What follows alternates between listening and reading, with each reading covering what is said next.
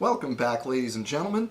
Today I am going to tell you about one of my markers. This will be the first part in a series where I go through each of my main markers, talk about their setup, why I set it up that way, how they work, just general overview of the marker.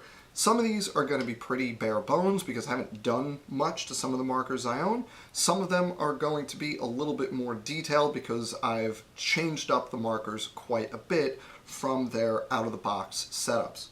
I'm going to go in order from oldest to most recent, which means I'm going to start with this, my Tippmann 98 Custom, which was one of the first paintball markers I owned. I got this in 2004 and I still use it. It is still field ready.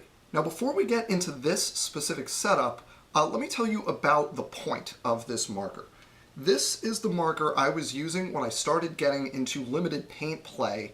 I think it was around the summer of 2005. So even before I got into pump and eventually stock class, I started using this marker with one of those small like cheese wedge hoppers and 10 round tubes. And I actually started with a setup pretty similar to this, where I would use either a 16 ounce or a 3.5 ounce CO2 tank, and I'd put a Velcro wrist harness around the tank and stick the tubes in the loops of the wrist harness. Now I have this tank cover on my 13.3K that has the loop, so I don't need to use the wrist harness anymore, but it's the same basic setup that I was using nearly 15 years ago.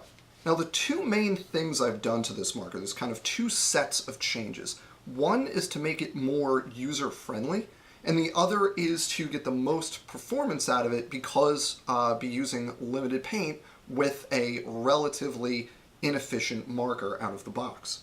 So on the user-friendly side, we have a couple of basic things that are going on here. We have a lightened trigger spring, we have a rear velocity adjuster, which goes really well with the other changes, but it just makes it easier to adjust the velocity than using the stock Tippmann velocity screw that just blocks the airflow. And then on the inside, there's some basic stuff like polishing the internals that you generally do for a Tippmann to make it work smoothly. On the more performance-oriented side of things, this marker uses the Tippmann low pressure kit. So the valve is different. It has wider air passages and a lighter spring. It also includes the volume chamber because if you decrease the pressure, you need to increase the volume in order to get the same oomph behind the paintball. That kit includes a lighter hammer, but I'm actually using an aftermarket lighter hammer. This is one of the titanium hammers made by a company called JCS. I don't think they're around anymore, but this is a really cool product. I really like it. With the low pressure kit, you have to use a regulator, so I just have a pretty basic Boblone regulator on here. Real simple. I haven't checked the pressure on it. It's probably set to between 450 and 600 psi. That's about the operating pressure for a low pressure Tippmann. It's not going to be really low pressure, but it's going to be lower than your standard 800 to 900 psi operating pressure. The nice thing about the low pressure setup on a Tippmann 98 is you get efficiency and you get consistency. So shot to shot, you don't see much variation in the feet per second and the velocity of the paintball, which is really nice. So as long as you're using decent paint, you expect the vertical variation in your shots to be fairly minimal. The other thing is efficiency, which is important when you're using a small tank like this, or as I was, a 3.5 ounce CO2 tank back in the day. So this marker will get over 30 good shots on a 12 gram CO2 cartridge, which means for a tank like this or a small CO2 tank, you're going to get plenty of shots and you're not going to have to worry about running out of air or CO2 on the field as long as you're keeping an eye on it and not playing all day on a single fill of this tank. So this is the setup I use for this marker. You can see we've got the 13.3K air tank. We have a stick feed here that holds 12 or 13 paintballs.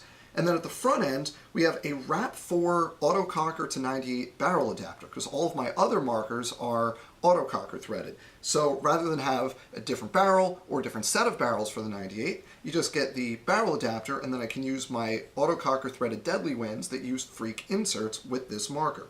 So I have 6, 8, 10, and 12 inch deadly winds. I'm only going to use the shorter ones on this because it is a longer setup than I prefer. So this is the 6 inch deadly wind that accepts the freak inserts. And with the adapter, it makes for about an 8-inch overall barrel length, which is about as long as I'd want to go on this marker. I usually like a tighter setup, but even with the tank sticking out here instead of forward or on a big drop forward, it's still tight enough for me. It's not perfect, but I can still make do with it, so it's fine. One thing I really like about this setup is that it balances really well. I hold it with one hand on the pistol grip, one hand on the low pressure chamber like this, and I find that really comfortable because the balance point is right in between your hands when you hold it like that. So if you look closely here, you can see that this marker is in well-used condition. You can see the top, the paint is all flaking away, but it's a Tippmann, it still works great. I haven't had to replace all that much on here beyond the screws that I've replaced with stainless steel because the heat-treated ones will strip easily. And the ball detent I've had to replace a few times because those little orange detents wear out. But other than that, this marker is still kicking. It's 15 years old and it still works great. So that's my Tippmann 98 Custom. Thanks for watching. See you next time with a CCI Phantom.